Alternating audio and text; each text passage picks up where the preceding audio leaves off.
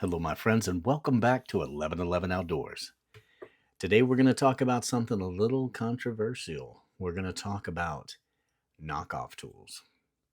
And if you know me, and I'm sure you do, most of you are my friends, my subscribers, they know me, and I am a huge fan of Leatherman. Pretty much the only tool that I have on my channel is a Leatherman. It's the only serious tool in my opinion. I mean, yeah, you can get stuff done with other ones. I think the SOG Power Pint is amazing. The um, the Gerber multiplier is amazing. I was issued one of those way back when, and it performed very well. But there is a level of craftsmanship. There's a level of engineering, architecture, and performance in Leatherman that is just hands down, in my opinion, above all the other brands. This is a multi-tool. When you say multi-tool, you might as well just say Leatherman because that's what I hear. But here recently, I've had to really think about that because I have seen a lot of tools stepping up to the plate. And usually I look at them, give them a good, turnover, use them a little bit, and they usually fall short and I quickly understand why I choose the Leatherman brand. But here recently, there has been some shocking developments. I was talking to a gentleman the other day, and he was carrying a multi-tool, and I asked him what that was because at a glance I didn't recognize it. I He handed it to me, and I just sat there turning it over in my hand, trying to make sense out of it because this tool is so much like a Leatherman that it's a little scary. And that tool is this tool. This is the Rocktol. It is the Gen R. Look at it. Let's just look at them.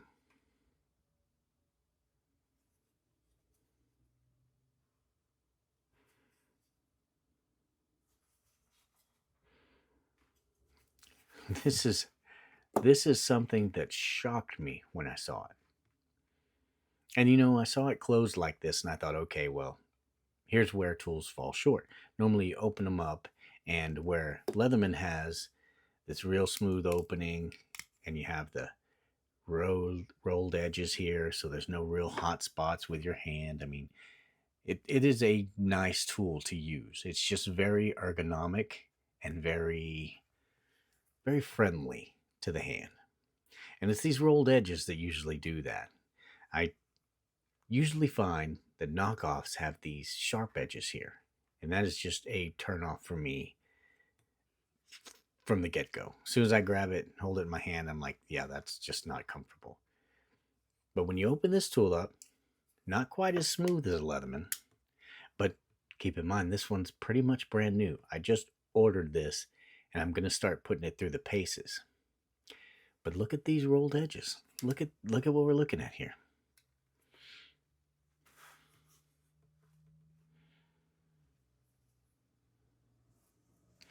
This is pretty amazing.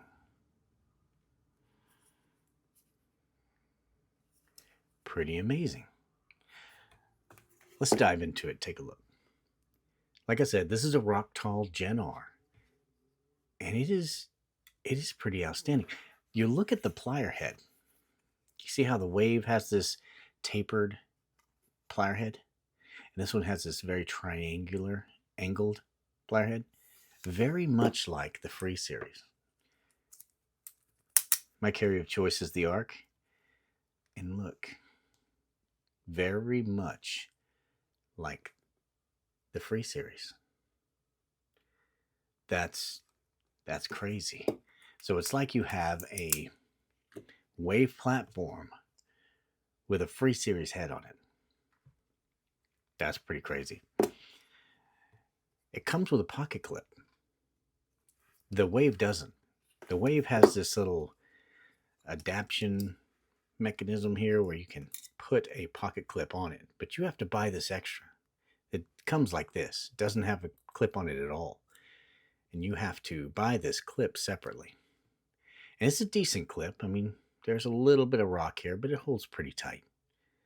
I think I had one for many, many years that I carried. I think it's a Surge. Yeah.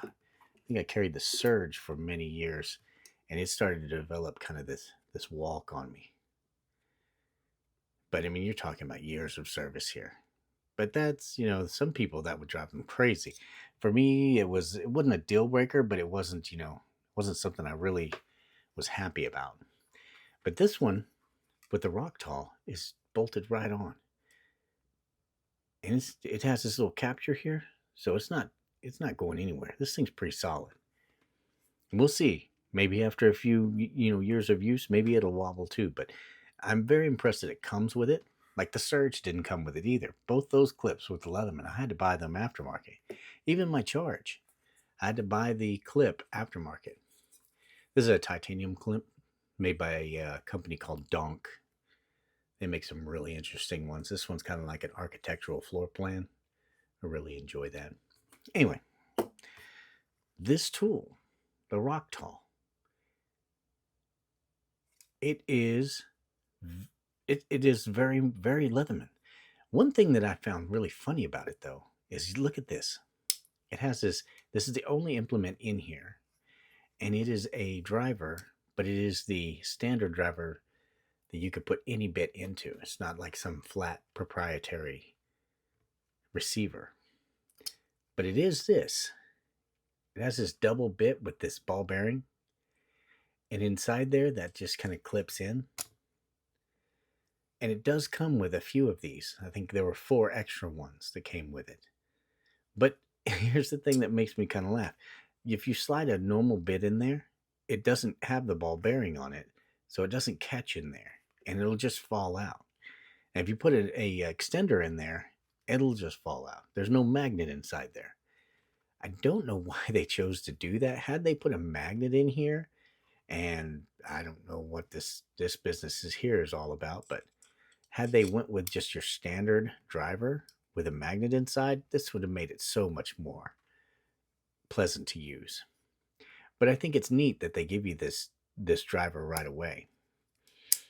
And they don't have some proprietary, well, I guess they do have proprietary double bit. I don't know why they chose to do that. They should have just kept it as a standard. On this side of the tool, and you have this old school Leatherman nick thing that you have to nick out all the tools. But look at this. On this side, you've got very much the Talon can opener like the Leatherman comes with. You have a large flat bit. You have the precision driver, which this is pretty much the same as the Leatherman driver. I mean, it looks very much the same. And you have an awl. This awl is ridiculously sharp. Oh, sorry. Kept you out of focus there. This awl is ridiculously sharp. But it has the hole in it. The one thing that blew me away about the Arc series is they give you an awl, but there is no hole in it. So you can't really sew with this. And I know you wouldn't think you'd do that very often, but you'd be amazed how many times I pushed this through material to pull a thread through or a wire through or whatever. The awl was handy in doing that. And the thing that allowed you to do that was this hole. Why they chose to remove it in the free series, I have no idea. But look at this tool set. This is very, very Leatherman. And that's the interior set, which is very much like the Wave. As far as the exterior goes, you have your standard blade, and this is VG10, which I haven't really had a chance to really test it out. I've cut a few things with it, and it did very well. We'll see how well the edge holds up. I'm going to do a review on this after I've really tested it. On this side, you have your saw, very much like a Leatherman saw.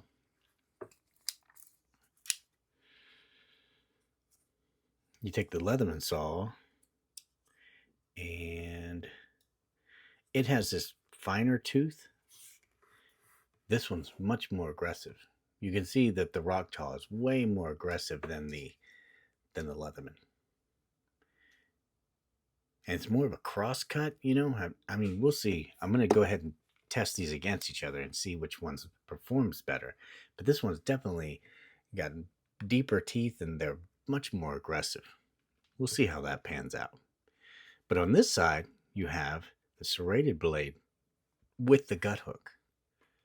And that's one of the things, like the way people, they were like completely in love with the um, with the charge when it came out, because it had this serrated blade with this gut hook. So you have like this charge blade on this profile here. So it's very much like a charge right here. And then you have your scissors. Look at these scissors. These are some beefy scissors. These are like surge scissors. That's some beefy scissors. So you have your scissors, you have your main blade, you have your serrated blade with the gut hook, you have your saw. That's pretty extraordinary. Now the main difference between these two is you have scissors on the outside. You have outboard scissors, whereas the Wave, your scissors are on the inside, and they're these little dainty scissors.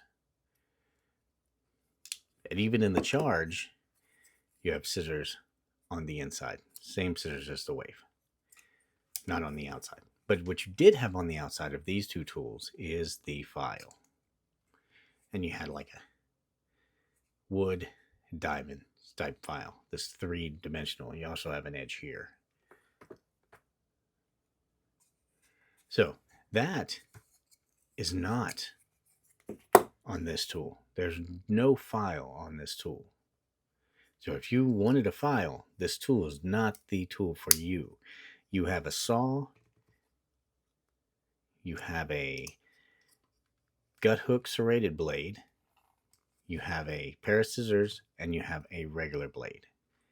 So no file. So you basically lost the file and got outboard larger scissors. So if that's a thing for you, then, or if you wanted a file, this one doesn't have it. If you wanted bigger scissors, this does have it. But the thing is, I'm just really blown away at the similarity between these tools.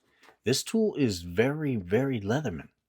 I mean, I look at it and I just see, if they had released this tool and called it the, I don't know, the tsunami, and put Leatherman on it, it wouldn't have surprised me. I would have been like, yeah, that's very Leatherman. And it is very Leatherman. It's a little bit tight, but like I said, it's pretty much brand new. I've only used it a little bit. But so far, I've been extremely impressed. And I can't really understand how this tool exists. How is this company so easily utilizing many, many of the components of this tool? Because as far as I know, the patent has not expired on the Wave. But here, there's a lot of companies that are moving really tight in on the architecture. And I think this is the closest one I've seen. And here's the interesting thing about this tool. It is $50. This tool will run you $50. A Leatherman Wave, I think the Wave Plus is right at $100. Charges even more. But you can get a Wave Plus for about $100 off Amazon. But you can get the Rocktol for $50. Now, are you getting $50 more value out of the Leatherman? Maybe. You tell me. That's up to you to decide. But I mean, you tell me, is this the closest thing you've seen to a Leatherman platform? I think this is the closest thing I've seen. I really, really got interested in where these knockoff brands are. And I went ahead and invested in a few more multi-tools off of Amazon. I wanted to see exactly what is out there, because I was really shocked that this tool existed. I was really shocked. But there have been companies out there that have been knocking off things for a long time. Like even the Tread.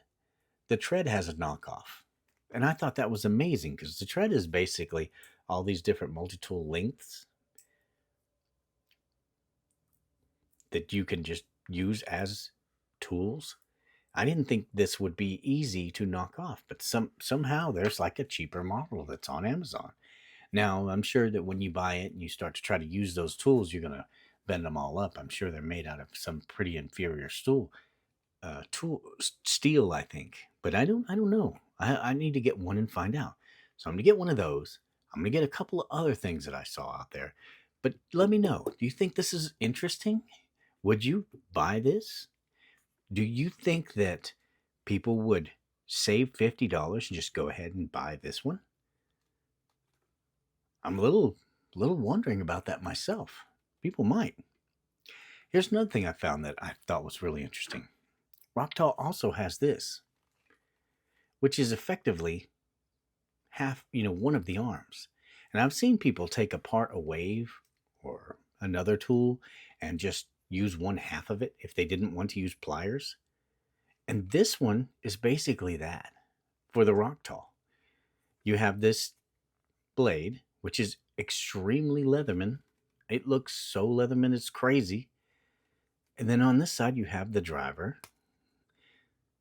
Same driver that I showed you a minute ago. Same dual bits. You have the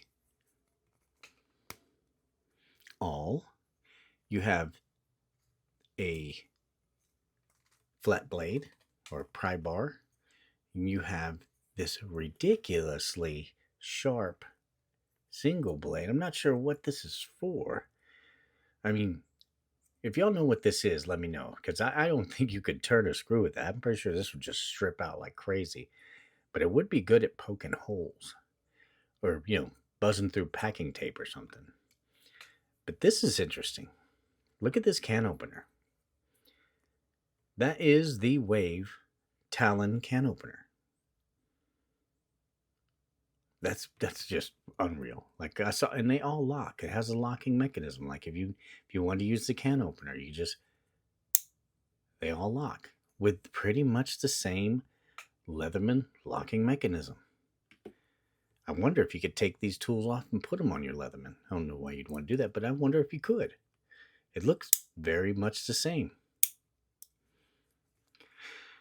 I really like this little one. I'm going to keep it in my bag. It's very low profile. It's pretty light. Now this tool is, I'm going to say roughly the same weight. Maybe just, they say this is titanium plated. I don't know why that's so important, but they say it is. And I'm wondering, you might be able to remove this top piece. I'm going to have to play with that and find out. I'll let you guys know. If so, that's a whole area of customization. I'll get back to you on that. Like I said, I'm going to do a review on this one that's going to be more in depth. We'll see if this is just some joke or if this thing can really handle the duties that a Leatherman can handle. I just want to bring this to you and see how you guys felt about these tools.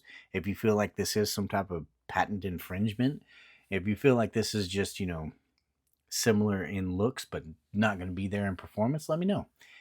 But one thing's for sure, I'm going to test this tool and I'm going to let you know how it does. So if you're interested in buying this tool, the next video I have on this tool will let you know. Because if it doesn't hold up like a Leatherman, I'll let you know. But if it does, well, this is a totally different world. And like I said, I ordered some other ones off of Amazon that looked extremely interesting. I even ordered one that kind of looked like it'll be a surprise. Tune into my next videos on clones. I guess we'll call this the clone series. Anyway, this is 1111 Outdoors. Don't forget to like and subscribe. If you found this interesting or if you want to comment, please feel free to comment. I'm really enjoying the feedback that I'm getting lately. You guys have given me some really interesting things to think about, and I appreciate that. To all my subscribers, I want you guys to know that I appreciate each and every one of you. Thank you so much for subscribing. Thank you for liking my videos. Liking and subscribing people's videos is exactly what you need to do if you like the content. If you want to see more of it, you gotta like, you gotta subscribe, because if a content creator doesn't think you like it, they're just gonna stop creating. I mean, you're not gonna make videos if nobody likes them, right? Anyway, if you did, like and subscribe. This is 1111 Outdoors, and we will talk to you soon.